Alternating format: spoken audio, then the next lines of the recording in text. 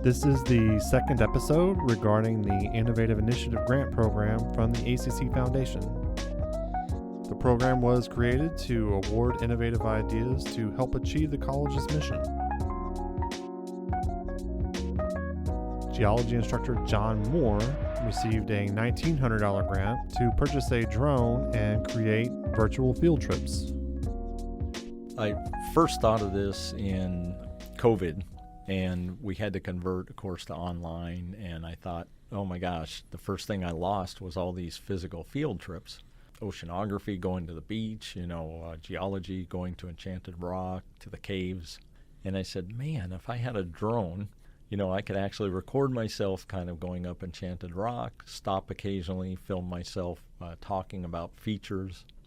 And then the idea came, well, if I recorded that, that could be a field trip that I could actually use and ask questions about and, test the students on, and they would get that same experience, but in the classroom.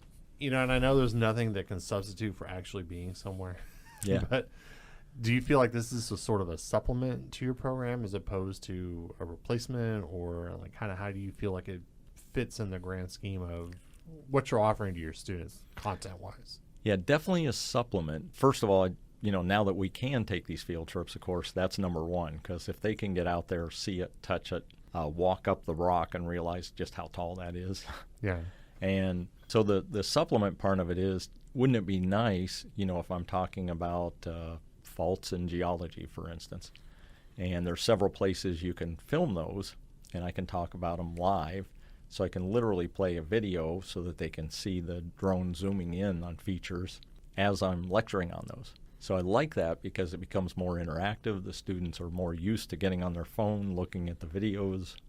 So they seem to be more engaged when I have some YouTube videos or something that I put into the lecture instead of just listening to me for 40 minutes or whatever. Right. Yeah. So, and how does this grant kind of help you implement this? The idea was I would use the limit on the grant to get as much a drone and as many batteries as I could, because drones are horrendous about that.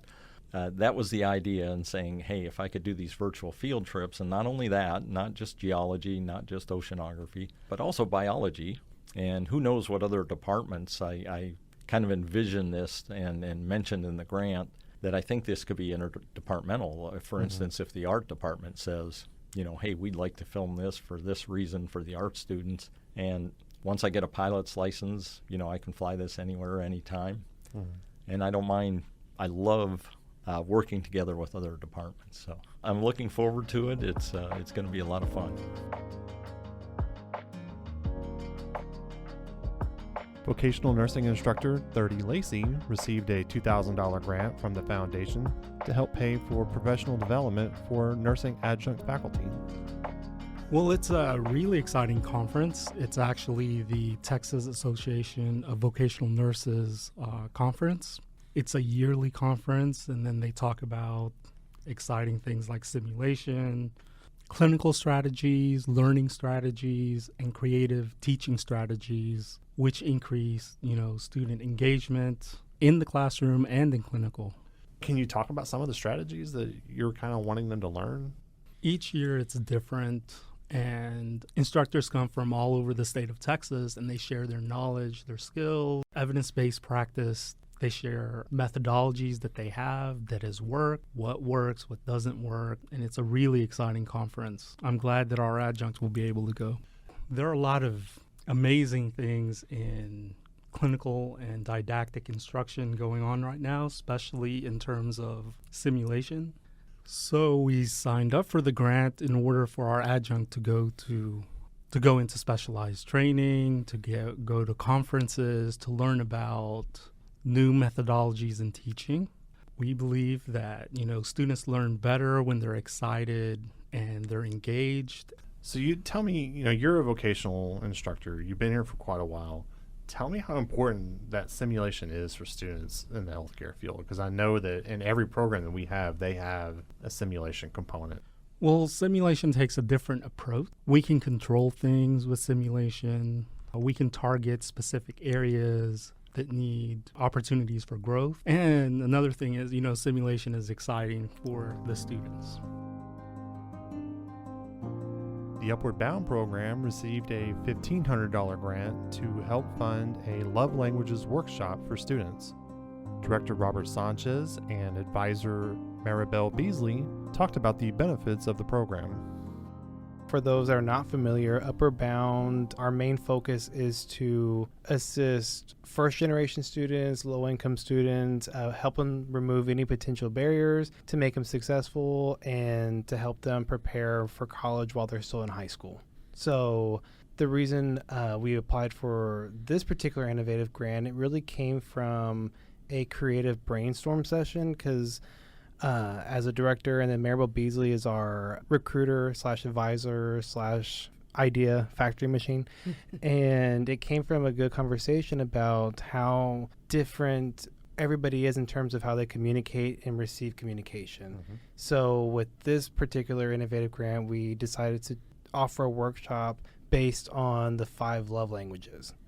Well, just because we tend to love others the way we want to be loved. And so this kind of helps it and breaks it up into how we're all different and how to respect one another and show gratitude and appreciation, but in a different language. And so, like he said, the 5 languages kind of breaks down and you kind of learn, oh, well, this is the way I receive, you know, like I feel like I am accepted and I'm wanted. And so it teaches them like what to receive and then what to give back to others. And so how is the grant going to help you sort of apply these, I guess, kind of different languages that people communicate with each? In terms of success, like our goal is to ensure our students are successful, and that's such a broad term. So in reality, because our students face so many specific unique barriers, we want them to go out into the world and not only be successful, but be able to understand and communicate to the best of their abilities. So with the 5 languages, and I may butcher this, but some of them, for lack of a better word, the languages revolve around quality time, act of service, gift giving, and then terms of affirmation. So it just kind of helps them communicate better with others and then understand, okay, well, this person doesn't understand or doesn't feel appreciated. Let me try this other language. And so it just helps them relay and talk to others and be more successful when it comes to communication, because communication is key to success. We talk about communication, but communication not with just each other, with really how to communicate in and out of the classroom. So it really promotes this idea of holistic success. Well, we're hoping that it does really well, that we would incorporate that in here with us, just because we all need to know, like, you know, more about each other. And there's a lot of people I see on campus and I don't know. So you kind of hope it spreads more to the staff and not just the students. Yeah. We're all participating. The foundation awarded a $2,000 grant to vocational nursing instructor Maria Ruiz to create a health fair on campus. So we're going to collaborate with a lot of the health science programs. So it's going to be the respiratory department, the diagnostic studies department, the nursing departments, the ADN and the LVN programs. We're going to put on a health fair for the community, and this will give an opportunity for students to talk to the community about health issues and also let the community know a little bit more about our program so that they can come and apply and see what we have going on here at HCC. So what do you hope to have at the fair? I mean, I know y'all usually typically have like informational booths from vendors, but kind of what are some of the things that'll be there when somebody gets there? We're hoping to do some maybe blood pressure booths where people out of the community can come in and we can talk to them about blood pressure issues and take their blood pressure for them, make them more familiar about what to look for, fall risk, medication safety, things that they'll be doing at home that they can help get themselves a little bit better, going to the doctor more often, things to look for. Diabetes is a big thing, especially in the community, so we do a lot of information about that as well, too.